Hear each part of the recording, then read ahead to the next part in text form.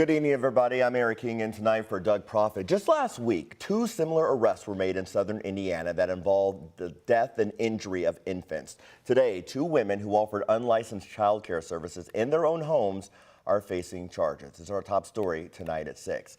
Jose Alonso and photojournalist Emma Gefter look deeper into steps parents can take to ensure their children are safe.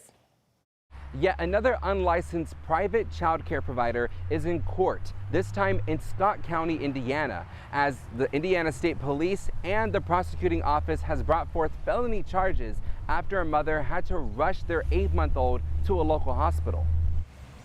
26-year-old Lauren Salyers was arraigned in court digitally via Zoom, appearing in green and white stripes and facing 2 felony charges on battery and neglect of a dependent. Can I get an attorney?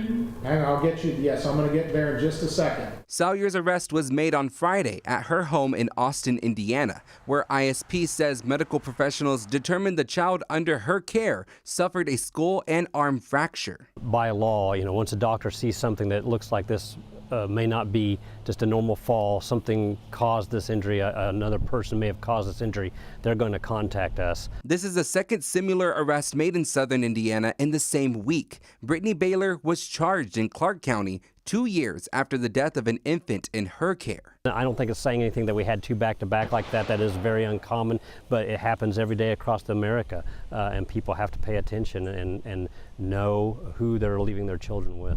We reached out to the Scott County prosecuting attorney about this case. In a statement, he says, quote, "I cannot stress enough the importance of knowing the person or people who provide care to your child. You should know more than their criminal background, and you should take the time to know them personally, including any interest of habits they may have. When it comes to keeping your kids safe, you can never do too much."